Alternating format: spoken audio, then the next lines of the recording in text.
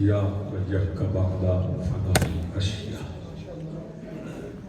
هو الذي جعلنا من المتمسكين بولاية أمير المؤمنين والصلاة والسلام على رسوله الكريم وخاتم النبيين أبي القاسم محمد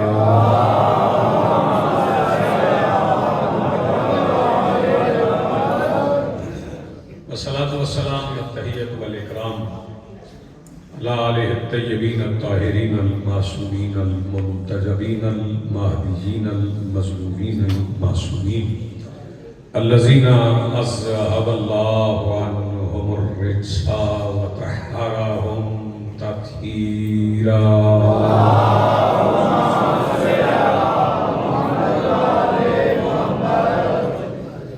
ولعنة الله على آبائهم ومنكر فضائلهم من يومنا هذا إلى يوم الدين. أما بعد، قال الله تعالى سبحانه في كتابه المجيد بسم الله الرحمن الرحيم من عمل صالحا من ذكر أو أنثى وهو مؤمن فلنحيينه حياة طيبة ولنجزينهم بأحسن ما كانوا يعملون. صلوات پڑھیے بلند سے.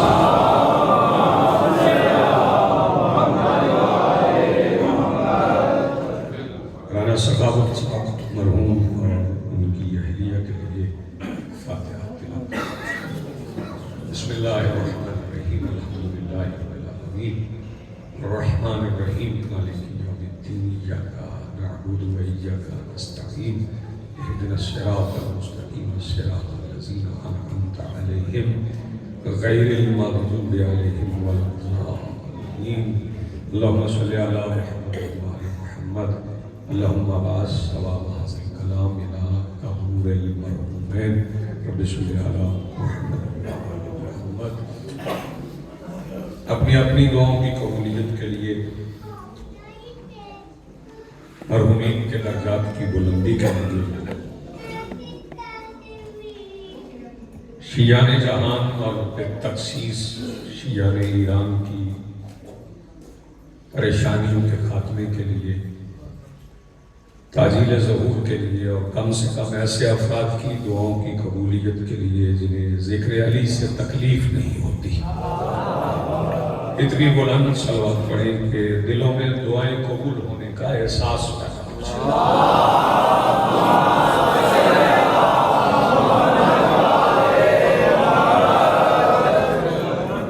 آج کی شب ادائے صف انتظار اس مجلس ترحیم اور اس پر حاضر منتظرین و عزاداران کے دلوں میں موجود محبت و مودت و ولایت آل محمد کے وسیلہ سے درخواست گزار ہوں اپنے اس وارث کے حضور جو پردہ غیب میں مرجع الخلائق کی حیثیت سے موجود ہے کہ کائنات کا مطلق العنان مدبر الامور اپنے رخ سے حجاب غیبت ہٹائے اور کعبہ کی چھت سے اپنے پہلے ہی خطبے میں کائنات کو سمجھائے کہ حیات کیا ہے اور موت کیا ہے.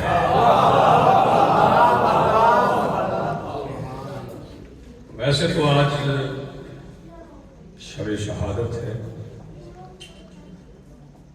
لیکن ہم جتنی مجالس بھی کرواتے ہیں وہ اصال ثواب کے لیے نہیں کرواتے، کیونکہ جن کا ذکر ہے وہ احتیاج نہیں رکھتے کہ ہم ذکر کریں اور ان کا ذکر ہو.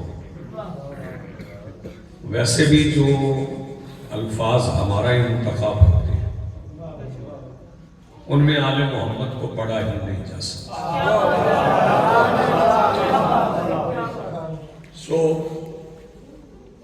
اصال ثواب بھی ہے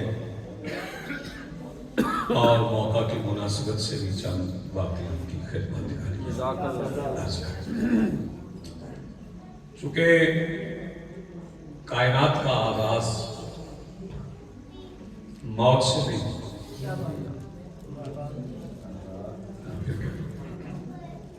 کائنات کا زمین پر انسان کا آغاز موت سے نہیں، تخلیق سے. اور خلقت بغیر وسیلے کی. میں پھر کہہ رہا ہوں کہ جو پہلی خلقت ہے وہ معروف وسیلے کے بغیر. آپ بہت خاموشی سے سنیں لیکن بات پہنچتی ہے. معروف وسیلہ کا ذکر ہے وہ جس کی وضاحت کر دی یعنی والدین یعنی زوجین باپ اور ماں دونوں کے بغیر پہلی زندگی وجود میں نہیں.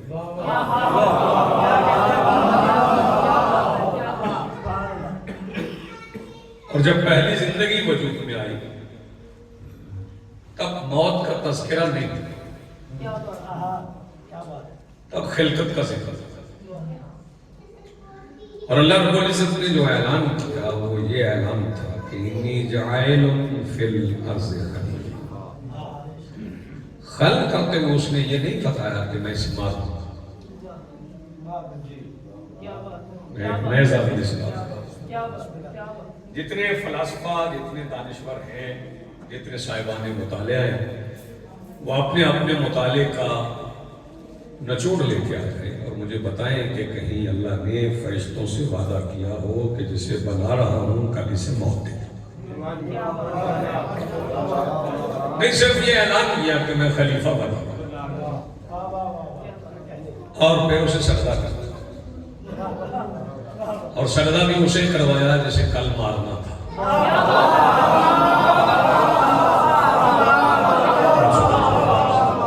سجدہ بھی اسے کروایا جسے موت آنا تھی. چلیے میں فکرہ بدل دیتا ہوں. جسے موت نہیں ہے اس مسجود نے اسے سجدہ کروایا جسے موت آنا. موت کا آ جانا پھر جناب آدم کی حیات کے متعلق. اچھا وجود میں آنے سے پہلے بھی ان کا ذکر ہے. بیٹے نیند آ رہی ذرا جا کے اس طرح بھی مجالس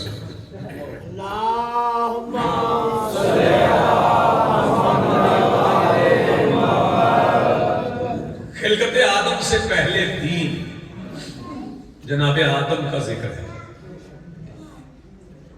صرف جناب آدم کا ذکر نہیں ہے سارے انبیاء کا ذکر. اور یہ ذکر وہ نہیں ہے جس میں اللہ نے کہا ہو کہ میں ان کو بناؤں گا. نہیں, فرماتا بسم اللہ الرحمن الرحیم وَإِذَا أَخَذَ اللَّهُ مِيثَاقَ النَّبِيِّينَ. جب اللہ نے انبیاء سے میثاق لیا وعدہ لیا. اس سے آگے میں نہیں جاتا کیا وعدہ لیا کس طرح وعدہ لیا. اس کا مطلب ہے کہ کہیں پر نبی موجود تھے. چلیں میں یہ اسے اور آسان کرتے ہیں. مجمع یہ میرا جانا پہچان ہے. میں بھی اجنبیت کا حامل نہیں ہوں آپ کے لیے. بس یہ سمجھ لیں کہ جس میں انبیاء سے پہلے وجود انبیاء تھا.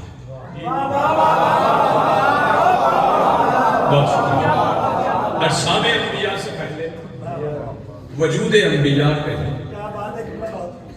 اب جب لوگ کہتے ہیں کہ وہ ارواح انبیاء تھی نبیوں کی ارواح تھی تو روح تو مجرد نہیں ہوتی. اگر بندے سمجھتے ہیں کہ روح مجرد ہوتی ہے جیسا کہ کہتے ہیں کہ ارواح آتی ہیں شب جمعہ, اس پہ بھی بات کرنے کی ضرورت ہے کہ وہ کس صورت آتی ہے. وہ روح اسی صورت میں شب جمعہ اپنے وارثوں کے پاس آتی ہے جس صورت میں وہ خواب میں آتی ہے. ورنہ روح کی نہ کوئی شکل ہے نہ خد و خال ہے نہ حیت ہے. اور قرآن نے اس کی تعریف صرف اتنی کی ہے وَيَسْأَلُونَكَ عَنِ الرُّوحِ. جب یہ آپ سے پوچھیں کہ روح کیا ہے کل تو کہہ دیجئے الروح من امر ربی, تو کہہ دیجئے کہ روح تو اللہ کا امر ہے. تو جناب آدم میں جو روح پھونکی گئی وہ بھی ایک پھونکی تھی. تو بھونک کی تو کوئی شکل نہیں ہوتی، بھونک کی کبھی کوئی شکل ہوتی نہیں، بھونک آئینے پہ مارے تو وہاں جم جاتی ہے۔ میں پھر کہہ رہا ہوں بھونک آئینے پہ مارے اس پہ جم جاتی ہے۔ یا میں ایک بات ضرور کہنا چاہتا ہوں، لکھی ہوئی کتابوں میں مذکور فکروں کے اسیر، لکھی ہوئی کتابوں میں مذکور فکروں کے اسیر میری بات سے اختلاف کریں۔ یہ حکم مکروہ ہے کسی بھی چیز کو پھونک مار کے کھانا، یہ عموماً اپنے بچوں کو مائیں چیز ٹھنڈا کرنے کے لیے پھونک مار کے دیتے ہیں، یہ مکروہ ہے۔ مکروہ اس لیے کہ لعاب نکلتا ہے، جب پھونک ماری جائے تو صرف ہوا نہیں نکلتی، اس پہ کچھ نمی کے ذرات ہوتے ہیں، انہیں لعاب کہتے ہیں۔ آپ یہ فکرہ وصول کر لیں تو میری آج کی حاضری تقریباً یہاں مکمل ہو جاتی ہے۔ اس کا مطلب ہے تخلیق آدم میں کسی کا لعاب بھی شامل ہے۔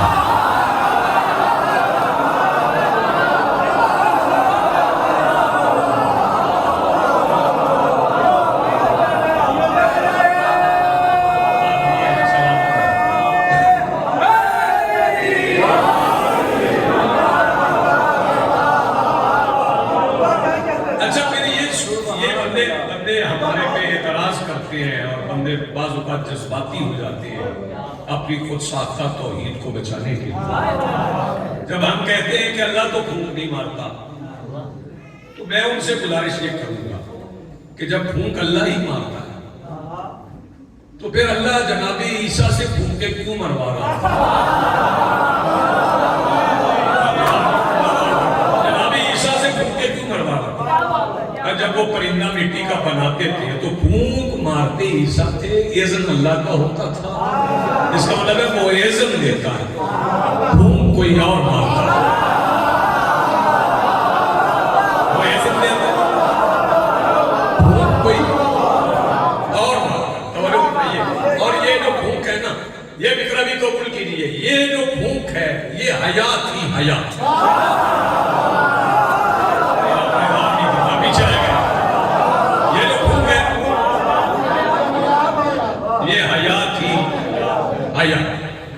چلے وہاں پہ موت کا تذکرہ نہیں ہوا، جہاں انبیاء جمع کیے ان سے وعدہ لیا وہاں بھی موت کا تذکرہ نہیں ہوا۔ جب جناب آدم کو زمین پر اتارا تب بھی موت کا ذکر نہیں ہوا۔ جب جناب مریم کو عیسیٰ کی بشارت ہوئی تو پھر بی بی مریم سے بھی نہیں کہا۔ یہ توجہ فرمائیے گا، جناب عیسیٰ زندہ ہے لیکن موت انہیں آئے گی۔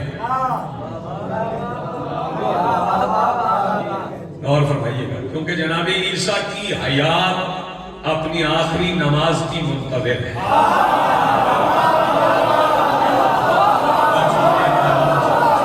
جناب عیسیٰ کی حیات اپنی آخری نماز کی منتظر ہے، وہ منتظر کے پیچھے نماز پڑھ لیں گے تو پھر اس کے بعد جس کا امر ہوتا ہے وہ امر واپس لے لیا جائے گا۔ یعنی میں فکرہ اتنا آسان کر دیتا ہوں کہ یہ 94 کے بچے بھی یاد کر لیں گے، بس یوں سمجھ لیں کہ منتظر کے پیچھے روح اللہ بن کر عیسیٰ اولی الامر کی اقتدا میں نماز پڑھ لیں گے تو امر ہو جائے گا۔ اب یہ آپ سلام امر ہو جائے گا۔ آپ شکریہ، بڑی مہربانی۔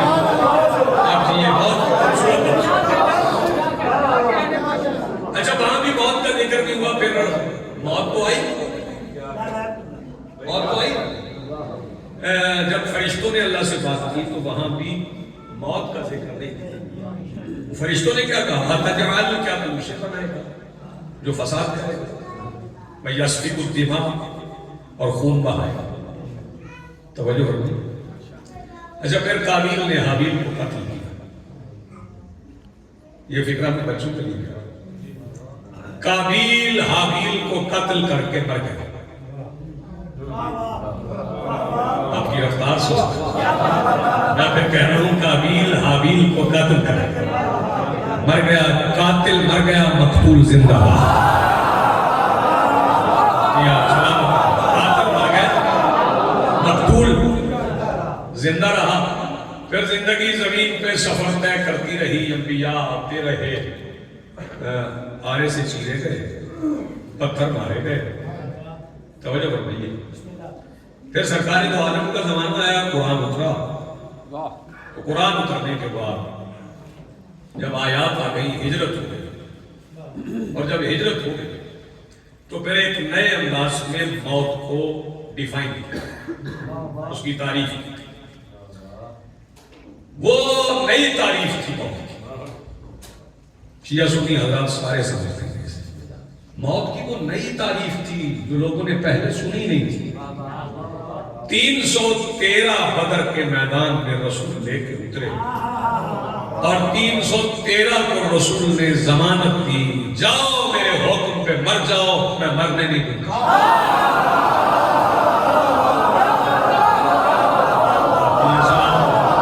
میرے حکم کی بات میں جان دے دو. اور پھر قرآن نے اس کی سند دی. قرآن نے کہا وَلَا تَقُولُوا لِمَن يُقْتَلُ فِي سَبِيلِ اللَّهِ أَمْوَاتٌ، جو اللہ کی سبیل میں قتل ہوتا. قتل کون ہوتا ہے؟ جسم. جب جسم قتل ہو جائے تو انہیں مردہ نہ کہیں، بل احیاء، بلکہ وہ زندہ ہے. وَلَٰكِن لَا تَشْعُرُونَ، مگر تمہیں ان کی زندگیوں کا شعور نہیں. اس کا مطلب ہے کہ اس آیت میں اللہ نے ان زندگیوں کی وضاحت کر دی جن کا زندوں کو شعور نہیں. آپ نے غور کی ان زندگیوں کی وضاحت کر دی جن زندگیوں کا زندوں کو شعور نہیں. اور پھر جب لوگوں نے سمجھا کہ زندہ ہے تو پتہ نہیں کیسے زندہ ہے، تو پھر اللہ نے اسے واضح کر دیا. فرمایا وَلَا تَحْسَبَنَّ الَّذِينَ قُتِلُوا فِي سَبِيلِ اللَّهِ أَمْوَاتٌ، جو اللہ کی سبیل میں قتل ہو جائے نا ان کے لیے سوچنا بھی نہ کہ وہ مر گئے، بل احیاء، بلکہ وہ زندہ ہے. وَعِندَ رَبِّهِمْ يُرْزَقُونَ، اور اپنے رب سے رزق لیتے. یہی پہ میں نتیجہ عرض کر کے آگے بڑھنے جا رہا ہوں. اپنے رب سے رزق لیتے ہیں. جانتے ہو رزق کون سا ہے؟ توجہ فرمائیے. یہ جو آپ مجلس میں بیٹھے، یہ جو آل محمد کا ذکر ہو رہا ہے، یہ رانا صاحب کی روح کو رزق پہنچا.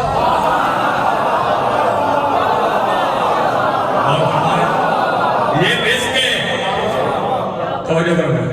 اب اتنا بڑا فکرہ دوں گا کہ آپ کو یاد رہے گا یہ فکرہ. مجھے نہیں معلوم کب تک یاد رہے گا، بندے بڑی جلدی چیزیں بھول جاتے ہیں. ہماری قوم کی اجتماعی یادداشت بڑی کمزور ہے. بس اتنا سمجھ لیں کہ جب ذکر آگے جانے والوں کی غذا ہے، جب ذکر آگے جانے والوں کی غذا ہے تو پھر سمجھ لیں کہ جناب جبرائیل نے مسکین یتیم اسیر بن کے فضا سے لیا کیا.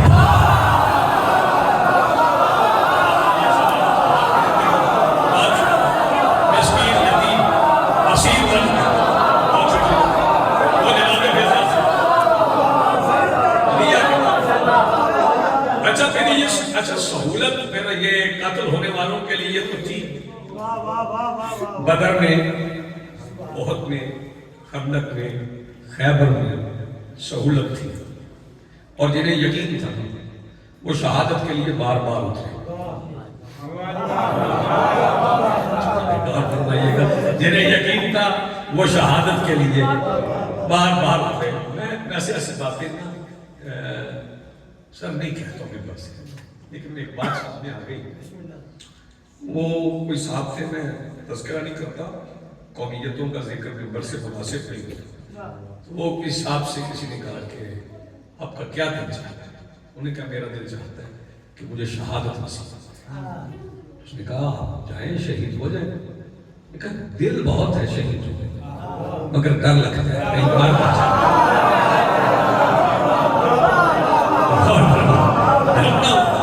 کہیں مر نہ جائے. جنہیں شہادت میں موت نظر آتی تھی نا وہ نہیں لڑے، جنہیں موت میں شہادت نظر آتی تھی وہ لڑے. بات شکریہ، بڑی مہربانی. جنہیں شہادت میں موت نظر آتی تھی وہ نہیں لڑے، جنہیں موت میں شہادت نظر آتی تھی وہ لڑے. توجہ فرمائیے. اور یہ پھر شہادت ہے کیا؟ شہید کیا ہے؟ شہید کیسے کہتے ہیں؟ بچے سارے سنتے؟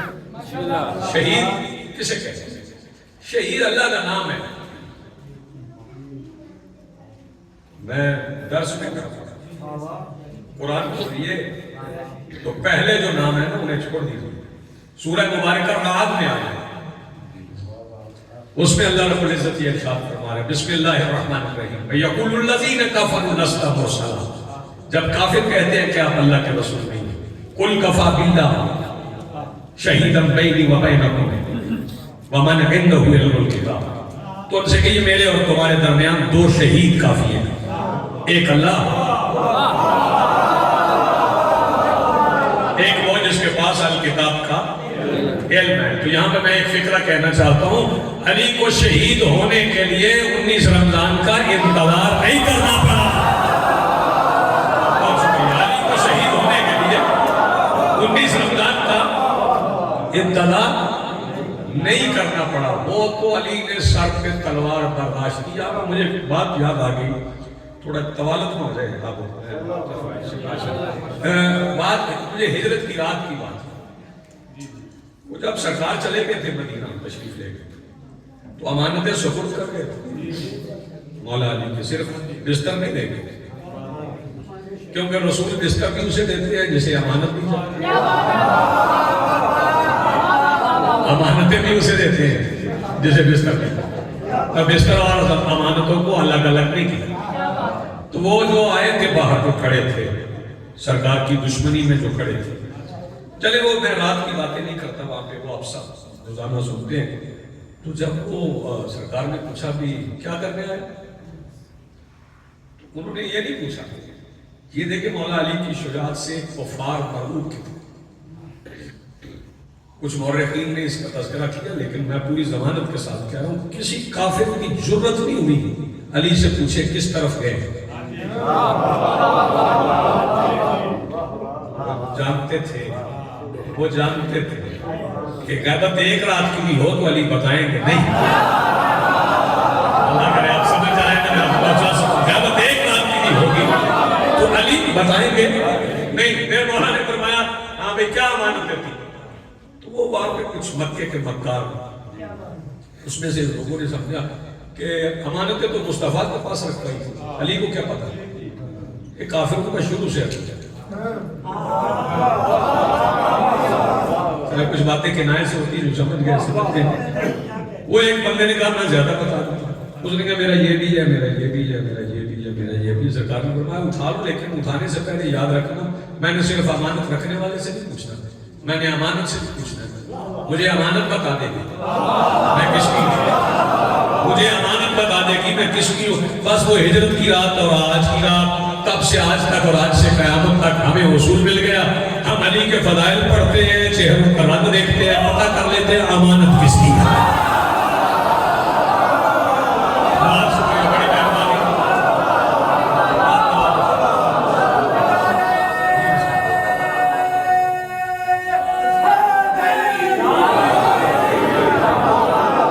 میرے مولا علی کو شہید ہونے کے لیے انتظار نہیں کرنا پڑا. وہ پہلے ہی شہید ہے.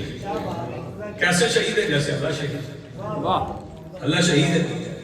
توجہ فرمائیے گا. اب اللہ کے لیے کوئی لفظ قتل بھی استعمال کرے تو اس سے بدتر کافر ہی کوئی نہیں. جو بغیر قتل ہوئے وہ شہید ہے، جو بغیر جسم رکھے شہید، جو میدان جنگ میں اترے بغیر شہید، وہ اللہ ہے اور علی ہے. پھر علی کی ولایت دل میں رکھو، آل محمد سے محبت کرو، تمہیں محروم نہیں رکھا جائے گا. تمہیں میدان جنگ میں جانے کی ضرورت نہیں. علی کی ولایت دل میں رکھ کے گھر میں بستر بیماری پہ مر جاؤ. رسول فرمائیں گے مما کا اعلیٰ حب عالم ماں کا شہید. پھر تمہیں شہید لکھ لیا جائے گا. تمہیں شہید لکھ لیا جائے گا. اور جب شہید لکھ لیا جائے گا تو پھر تمہارا آنا جانا مشکل نہیں.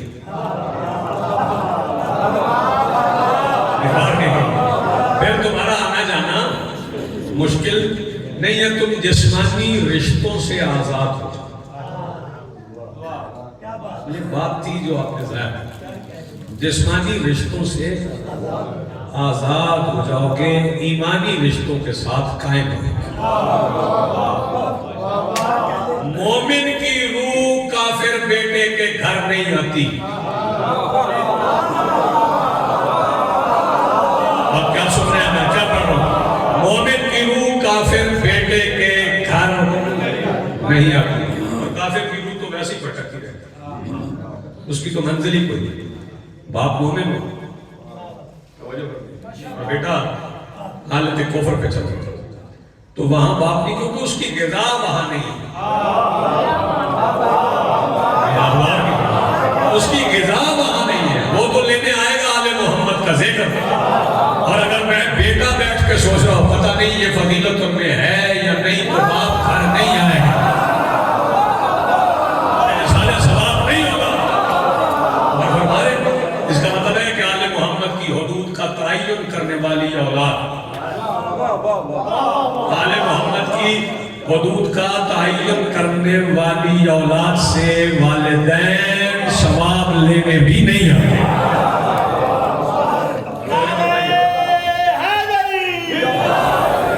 چلے بات کو ذرا آگے بڑھتے. پھر یہ جو موت و حیات پہ زیادہ گفتگو ہوئی ہے, یہ امام ششم کے زمانے میں بہت زیادہ گفتگو, کیونکہ مولا کی درسگاہ, مولا کے شاگردان وہ اتنے زیادہ تھے, توجہ فرمائیے, اتنے زیادہ شاگرد تھے مولا کے, اور مولا کے دسترخوان پہ پلنے والے اتنے زیادہ تھے کہ دوسرے مسالک کو امام کے دسترخوان پہ پلے ہوئے امام بھی مل گئے.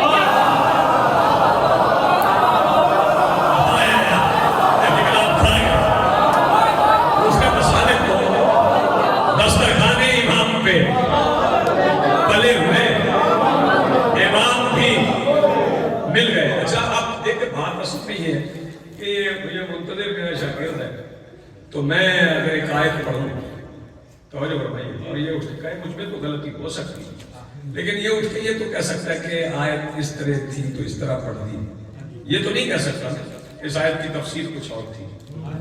اگر کوئی اور امام میرے امام سے پڑھ آیت کی تفسیر بدل دے, توجہ فرمائیے گا, تو پھر بات ہجرت کی رات والی ہے.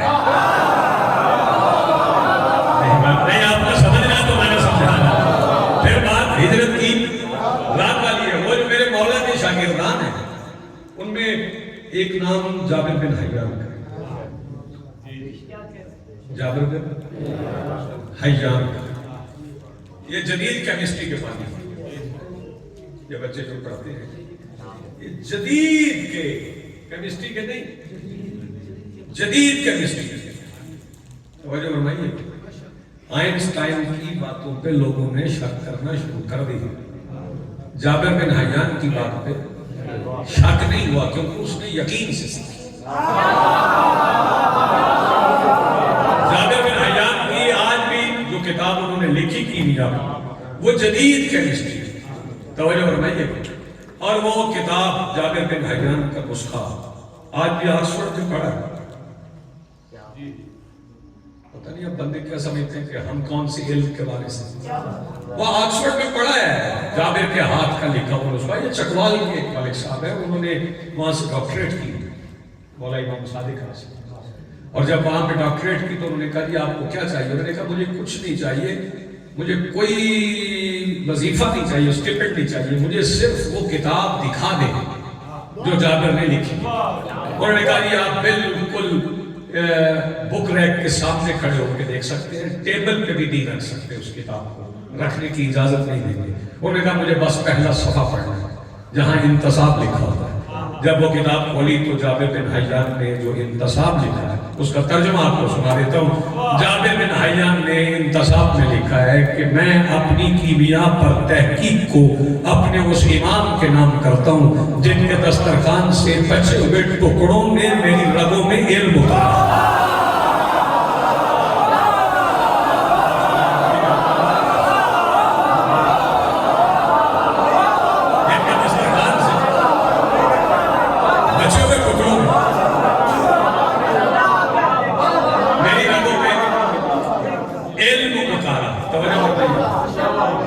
اور پھر سب سے زیادہ حدیث محمد بن مسلم نے میرے مولا سے یاد ابو بصیر کے تو پھر کیا کریں، ابو بصیر کے تو کیا کریں.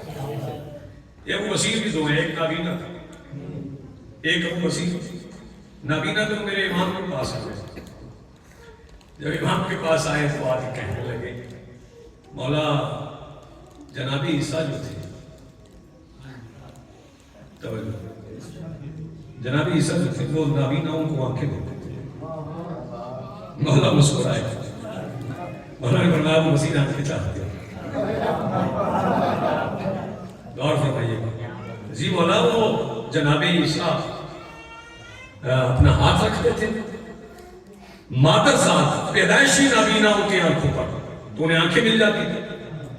مولا نے فرمایا کیا کہا؟ کہنے لگا وہ ہاتھ رکھتے تھے. مولا نے فرمایا تو اپنا ہاتھ رکھ.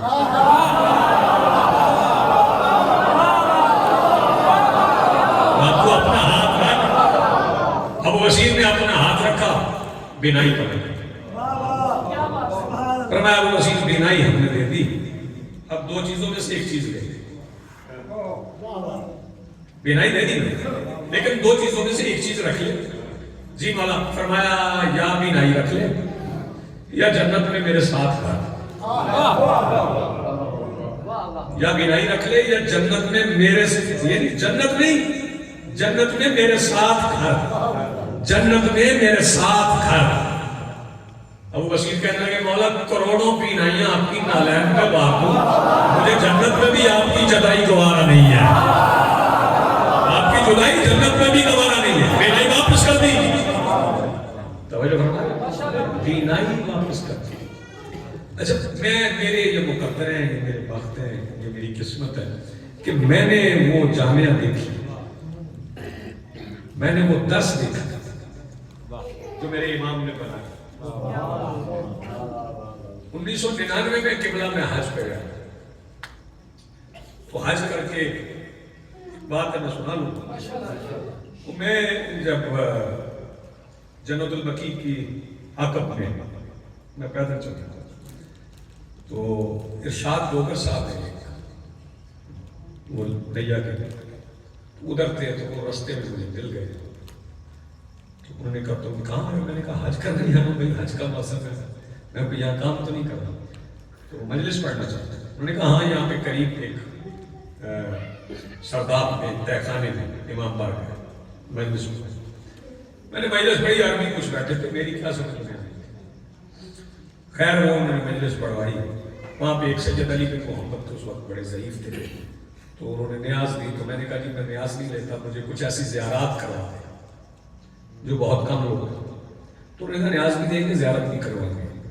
وہ ارشاد اوگر نے مجھے کہا جی کل صبح فجر کے بعد بیت سجدہ کے باہر آ جائے، وہاں سے میں ساتھ لے جاؤں گا. وہ مجھے ساتھ لے گیا وہاں مولا کے اس درس پہ جس کو تالا لگا ہوا تھا، سوراخ کے اندر سے دیکھا جاتا تھا. ایک چھوٹا سا سوراخ تھا دیوار میں، جیسے دوربین سے دیکھا جاتا ویسے دیکھا جاتا تھا. میں نے دیکھا تو وہاں کمرے ہی کمرے تھے، کمرے ہی کمرے تھے. پھر میں نے تلاش کیا کہ ان کمروں میں کون رہتا تھا. توجہ فرمائیے، میں نے تلاش کیا تو ان میں 4000 طالب علم ہمیشہ کے لیے مقیم تھے. وہی رہتے تھے، وہی کھاتے تھے، وہی پیتے تھے. جس نبی کے گھر میں منجی تھی نہ پیڑھی تھی، اس کے بیٹے کے گھر دسترخوان پہ 4000 بندے روز کھاتے تھے. اور امام چھپا اکٹھا نہیں کرتے تھے. اور فرمانے میں 4000 شاگرد جو ہاتھوں سے نسخے لکھتے تھے، کتابیں لکھتے تھے. توجہ فرمائیے. اور پھر یہ وہ زمانہ تھا جب بنو امیہ، میں نے وعدہ کیا تھا کہ میں مولا کا بھی ذکر کروں گا اور اصحاب ثواب کے لیے وہ میں کر چکا ہوں. بنو امیہ اور بنو عباس کی جنگ ہو رہی تھی تو کچھ لوگ میرے امام کے پاس آئے اور کہنے لگے مولا دشمن کمزور ہے تو کیوں نہ حملہ کریں اور اقتدار لیں. آج کے حالات کے تناظر میں اس فکر کو سنیں. آج دشمن کمزور، لوگ کہنے لگے دشمن کمزور ہے، لڑ رہے ہیں، ہم اقتدار کیوں نہ لیں گے. مولا نے فرمایا نہیں، صدیاں گزار کر دشمن مضبوط ہو لے پھر ہمارا بیٹا اقتدار لے لے. دشمن مضبوط ہو لے، اتنی ترقی کرنا ہے کر لے، پھر ہم اقتدار لے لیں گے. مولا آپ تو کوئی لڑ رہے ہیں، اقتدار لے لیں گے. فرمایا نہیں، اب ہم مسجد سے رہیں گے علم میں. لوگ لڑ رہے تھے امام علم بانٹ رہے، لوگ لڑ رہے تھے، امام علم بانٹ رہے تھے، اور امام کے شاگردان میں سے ایک کا اور ذکر کرو اور دو فکرے آپ صاحب کو سنیں گے، سے رخصت لیتے حشام، کیا حشام، یہ بالکل نوجوان تھے، یہاں پہ 18 سال کا کوئی بچہ بیٹے، آپ کتنے 17 سال کو 17 سال، وہ 18 سال 18 سال کا لڑکا ہوتا ہے بالکل نوجوان، تو وہ امام کے دسترخوان پہ بیٹھتا تھا۔ اس زمانے میں مولا کا مخالف بھی تھا جو حکمرانوں نے دیکھا، اس کا نام تھا عمر بن عبید، عمر بن عبید بھی کہتے ہیں، عمر بن عبید بھی کہتے ہیں۔ تو وہ عمر بن عبید بھی کہتا تھا بیٹھ کے سلونی، پوچھو جو پوچھنا چاہو، توجہ کر بھائی، اور لوگ جمع کر لیتا تھا، لوگ جمع کرنے سے بندے حق پہ نہیں ہوتے، ہاں افراد جمع کر لینے سے بندے حق پہ نہیں آ جاتے۔ اور وہ ساتھ کہتا تھا یہ جو شیعوں کے امام کہتے ہیں نا کہ امام اللہ بناتا ہے، مجھے اس سے بڑا اختلاف ہے، امام اللہ نہیں بناتا، بندوں کو اللہ نے عقل دی ہے، بندے شورا کرتے ہیں، یعنی مشورہ کرتے ہیں، مشورہ آپ کسی اور طرف نہ لیتے ہیں، مشورہ کرتے ہو امام بنا لیتے ہیں۔ وہ حشام وہاں سے گزر رہے تھے، وہ بیٹھ گئے، انہوں نے کہا جی آپ نے سنو نہیں کہا، میں آپ سے کچھ پوچھ لوں؟ نے کہا پوچھیں، نے کہا پوچھنا یہ ہے کہ آپ بتائیں کہ آپ کی آنکھیں ہیں؟ انہوں نے کہا یہ کیا سوال ہے؟ نے کہا میں نے آپ نے کہا سنو نہیں، جو چاہو پوچھو، تو میں سادہ سب سوال پوچھوں، آپ کی آنکھیں ہیں؟ جگائیے، آپ کی آنکھیں ہیں؟ انہوں نے کہا جی ہاں، کیا کام لیتے ہیں؟ میں دیکھتا ہوں ان سے۔ اچھا یہ بتائیں آپ کی زبان ہے؟ کیا کام لیتے؟ بولتا ہوں اس سے۔ وہ آپ چٹپٹا بھی رہے تھے نا، طبیعت میں عجلت بھی پیدا ہوئی تھی، عجیب و غریب قسم کے سوالات ہیں، جیسے میں ابھی یہ بھائی بیٹھے ہیں، جس میں پوچھوں کہ بھائی جان آپ کا دایاں ہاتھ ہے؟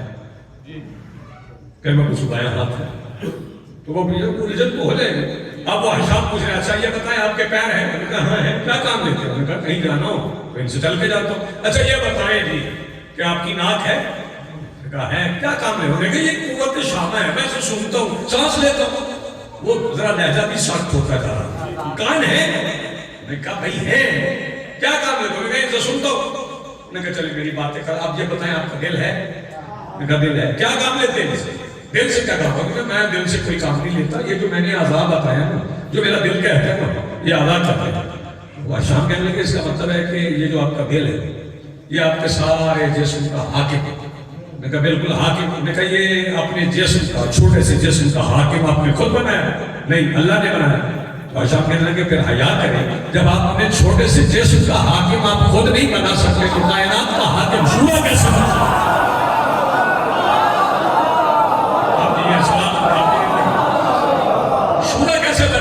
بہت مہربانی، بہت شکریہ، بہت نوازش۔ حشام وہ لاجواب ہو گیا، حشام ہو گیا 18 سال کا ایک لڑکا، اور اس نے کوئی 70-80 سال کے بوڑھے مولوی کو شکست دی۔ توجہ، اب میں امام تو نہیں نہ کہہ سکتا، میں کسی مولوی کو امام نہیں کہتا، توجہ کرنا۔ تو مولوی کو شکست دی تو جیت گئے، جیت کے اٹھ کے چلے۔ اب چلے تو آئے وہاں پہ جہاں امام کی مسجد سجی تھی، سارے شاگردان بیٹھے تھے، مولا درس دے رہے تھے، وہ پیچھے بیٹھے تھے۔ مولا فرمایا حشام پیچھے نہ بیٹھ، آگے راستہ دو اسے، آگے آگے حشام جیت آئے۔ مولا نے فرمایا جیت آئے، آخر دیکھ رہا کہ جیت آئے؟ جی مولا میں جیت آیا۔ مولا نے فرمایا یہ جو تم اسے سوال کرتے ہو یہ کہاں سے پڑھے؟ مولا کہیں سے نہیں پڑھے، بس میری ذہن میں آتے تھے اور میں کہتا گیا۔ مولا نے فرمایا نہیں آئے نہیں ہے، بلّہ ہے انی جرا علی لسانے کا، میں نے خود تیری زبان پہ جاری کی ہے۔ ہمارے ہاں امام نے مانتے جو مشکل میں جب آپ بات کی دیتے ہیں، تو جب آپ سویا کریں نا رات کو، جب آپ سوئے رات کو تو سونے سے پہلے وضو کر لیجیے۔ اگرچہ نیند سے وضو نہیں رہتا، مبتلے وضو ہے، نیند اونگ نہیں، نیند، لیکن سونے سے پہلے وضو کر کے بستر پہ لیٹے اور بستر پہ لیٹ کے اپنے امام سے بات کریں، وہ باتیں کریں جو آپ کسی سے نہیں کہہ سکتے، اپنے گناہ کھول کھول کے امام کو سنائے، مولا یہ ہو گیا مجھ سے۔ مومنین کی شکایت نہ کیجیے، باتیں کرتے ہوئے مومن کی شکایت کریں، اپنے مسائل بتائیں، جسے وظیفہ سمجھے، جسے کسی چیز کی ضرورت ہے، وہ علم کی ہے، معرفت کی ہے، رزق کی ہے، گھر کی ہے، وہ سونے سے پہلے وضو کر کے یقین کے ساتھ امام کو کہے تو کہ مجھے یہ چاہیے، پھر دیکھنا تمہارا باپ پہلے دیتا ہے کہ امام دیتا ہے، پھر وہ مشکل آسان کیسے ہوتی؟ وہ مشکلیں آسان کرنے آئے تھے، لوگوں نے انہیں بڑا مارا،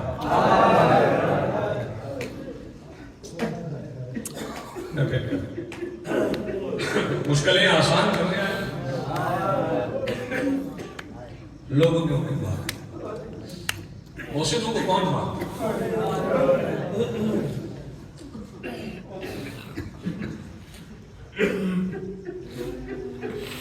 میرے امام کو جو زہر ملی اس میں تازیہ نہیں دی گئی،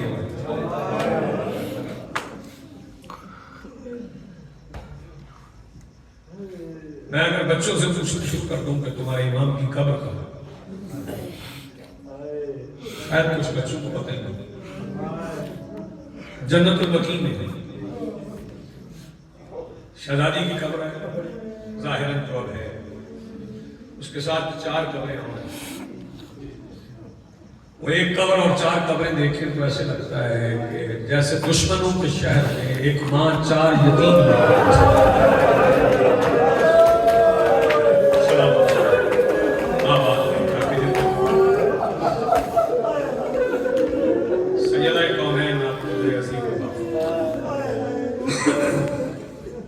جیسے عادت بھائی میں کام ہونا چاہیے،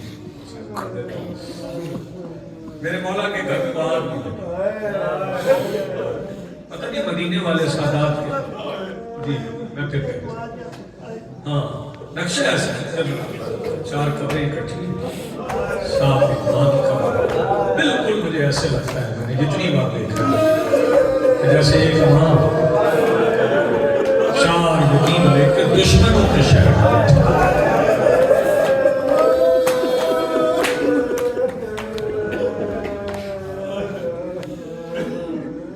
اچھا میں اس قبر پہ نا پہرا پرانا ہے، سیدہ بطول کی قبر پہ پہرا پرانا ہے، علی نے پہرا دیا، علی نے قبر رسول کا پہرا بھی دیا، علی نے قبر بطول کا پہرا دیا۔ ایک فکرہ یہاں پہ کہتا ہوں، عبادت ہو جائے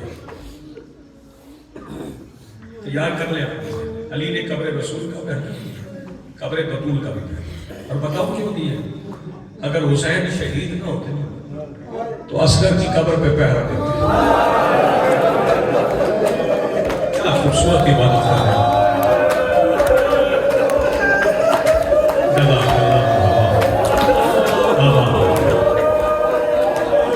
واقعی سجدہ نہ ہوتا ضربے نہ لگتی تو میرے مولا علی اصغر کی قبر پہ پہرا، اس قبر پہ پہرا پرانا، لیکن علی کو پہرا دیتے تھے، علی کو پہرا دیتے تھے کہ وہ دشمن جو پہلے آئے تھے وہ دوبارہ نہ آئے، لیکن آج پہرا کیوں نہیں؟ قبر پہ پہرا کیوں پہرا؟ غور فرمائیے، میں ایک بات کہوں، پہرا کیوں؟ زیارت سے روکنے کے لیے نہیں ہے، زیارت بندے کر لیتے، دور سے بھی دیوار پڑ جائے، اگر مزار بھی بن جائے تو میں دور سے ہی دیکھوں گا شہزادی کے مزار، جب سلمان باہر آئے تو میں اندر کیسے جا سکتا ہوں؟ تو میں دور سے ہی دیکھوں. لیکن ایک بات یاد رکھیے گا, آج دشمنوں کا پہرا بطول کی قبر پہ اس لیے ہے کہ انہیں ڈر ہے کہیں آج بھی بطول قبر سے نکل کے نہ کہہ دے علی واجب ہے. ساری زندگی سیدہ میرے مولا علی کے لیے بیٹھی, میرے مولا صادق آل محمد کے گھر کو آگ لگی, بیٹیاں بھی تھی, صحابہ بھی تھی, درس بھی کرنا تھا, گھر میں کنواں بھی تھا, کنویں سے لوگ پانی بھر پاتے, آگ بجھا رہے تھے. ایک فکرہ کہوں گا, پھر شہزادی کا ایک فکرہ کہوں گا اور سلام کروں گا. لوگ آگ بجھا رہے تھے اور امام جنت البقیع کے سامنے بیٹھے ہوئے دھاڑے مار مار کے رو رہے تھے. ابو بصیر آئے, آ کے عرض کی مولا آگ بجھ گئی, آپ رو کیوں رہے؟ فرمایا میرے گھر میں کنواں تھا, میرے صحابی تھے, انہوں نے پانی بھر بھر میرے گھر کو لگی آگ بجھا دی. میں یاد اس وقت کو کر رہا ہوں جب ہمارے گھروں کو آگ لگی تھی, نہ پانی تھا نہ کوئی بجھانے والا تھا. سیدنا آپ کو سلامت رکھے, مخدوم عالمین آپ کو آباد رکھے. چونکہ یہ حصہ میں نے مرحوم کے سال ثواب کے لیے کہہ دیا, ایک حصہ میں مرحومہ کے سال ثواب کے لیے کہہ دیا. یہ میرے مولا جنازہ بھی اٹھا, بیٹوں نے اٹھایا. سب سے آگے بتاؤں کہ جنازے میں کون سا بیٹا تھا؟ سب سے آگے ششم امام کے جنازے میں 14 سال کا قید تھا.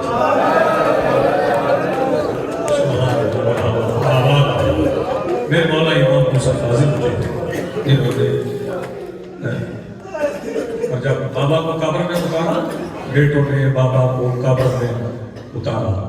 تو ایک روایت اس سے پہلے پڑھتا ہوں, جب کفن پہنایا تو پھر مولا کا بدن اتھر لرزا کانپا. مولا موسیٰ فاضل نے کان میں پوچھا, جب آپ تلقین سنا لیتے ہیں تو ہم تو تلقین یک طرفہ کہتے ہیں, تو امام پھر بیٹوں سے بات نہیں کر دیتے. میرے مولا نے پوچھا کہ بابا آپ کفن پہنتے ہوئے کیوں رو رہے ہیں؟ فرمایا بے کفن کا بیٹا. بڑی خوبصورت عبادت کر رہے ہیں, بڑی پیاری عبادت کر رہے ہیں. پھر قبر میں اتارا, قبر میں اتارا. مالک آپ کو سلامت رکھے. یہ دوسرا حصہ جو میں مرحومہ کے سارے ثواب کے لیے کہنا چاہتا ہوں, اس شہزادی کا ذکر کرنا چاہتا ہوں. اس شہزادی کی میں چار وصیت سنا دیتا ہوں, شہادت نہیں پڑھتا. شہزادی نے فرمایا یا علی میرے باپ حسین کا خیال رکھنا, میرے حسین کو پیاس نہیں رکھتا. یا علی یہ اگر 94 والے نہیں سمجھے نا اس فکرے کو, میں اسے یاد کر کر کے اس وصیت کو بڑا ہوتا ہوں. یا علی میرے حسین کو پیاس نہیں رکھتا. یا علی میرے حسن کا بدن بڑا نازک ہے, میرے حسن کا بدن بڑا نازک ہے. فرمایا یا علی میرا جنازہ رات کو تھا, یا علی میرا جنازہ رات کو تھا. یا علی مجھے اسماء بنت امیس نے جو تابوت بنایا اس میں رکھا. یا علی فلاں فلاں فلاں فلاں فلاں میرے جنازے میں. ٹھیک ہے سیدہ, اب جو غیر سے بیٹھے اور صداقت سجدہ کی گواہی دیتے ہو گا تمہاری فضیلت تو شہزادی فرماتی یا علی عمار بن یاسر کو میرے جنازے کی اطلاع کرنا, اسے بلانا میرے جنازے. سجدہ سب کچھ لوگوں کا منع کر دیا, عمار کا خاص طور پہ کہا کہ آپ کے جنازے میں ہے. فرمایا یا علی مجھے حسن نے بتایا مدینے میں جب لوگ جمع ہو جائیں نا, عمار جا کے کہتا سچی بطول ہے. سجدہ کو سلام کرتے دو نبی وصیت کرتے.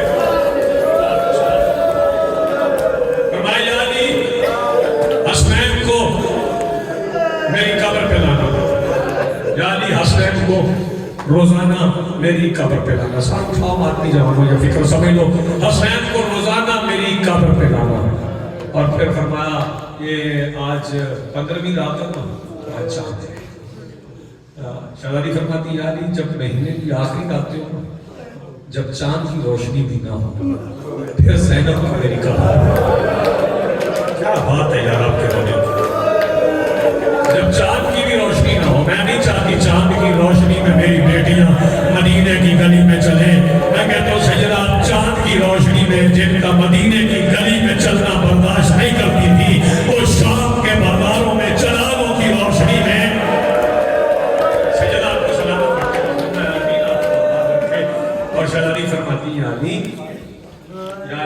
کفن خود پہن. بس یہی پہ میں چھوڑ رہا ہوں. ایک اور حصہ صاحب کا متصل کرتا ہوں.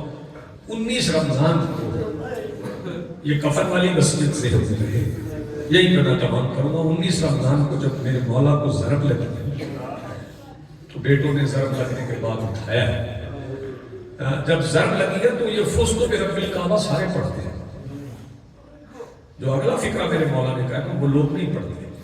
جب میرے مولا کا لوگ چہرے سے ہو کے ہاتھوں پہ آئے نا تو اس وقت میرے مولا نے اپنے سر کو یاد نہیں کیا, فرمایا ہائے زخمی زہرا.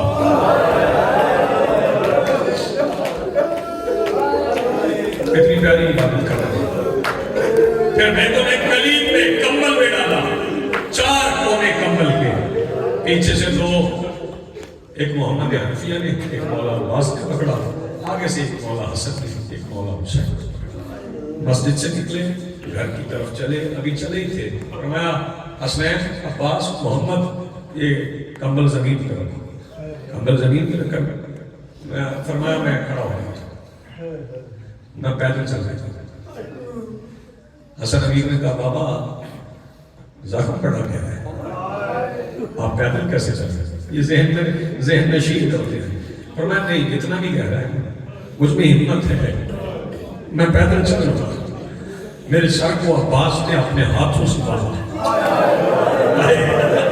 میرے سر کو عباس نے ہاتھوں سے باندھا, میں پیدل چل رہا. 19 رمضان کو ضرب کر کے علی پیر پہ چل گھر میں داخل ہو. یہی میں چھوڑ رہا ہوں. پتہ نہیں بطول کو کفن میں ڈالتے ہوئے علی نے کیا دیکھا تھا. علی آواز دے کے کہتے حسن مجھے سہارا دو, مجھ سے اٹھا نہیں جاتا.